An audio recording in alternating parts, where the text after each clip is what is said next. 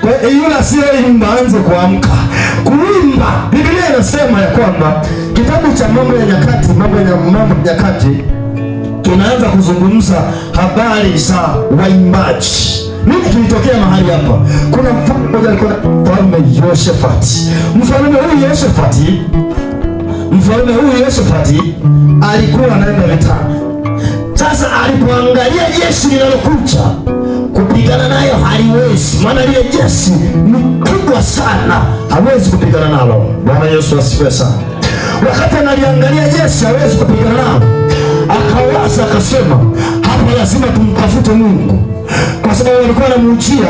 Yani kama Tanzania inaungana Tanzania, Kenya na Uganda, si ndio? Walikuwepo wa Moabu, wa Amoni na wana wa milima Seiri. Walikuwepo na wa Moabu, wa Amoni na wana wa milima Seiri. Bwana Yesu asifiwe. Yaani ni tuseme kama nchi tatu zimeungana, zote zinataka zikamkabili Israeli.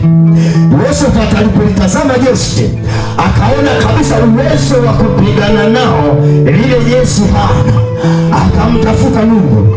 Mungu alipomtafuta Mungu akajibu. Mungu akasema, akamwambia Yehoshafati, usiogope.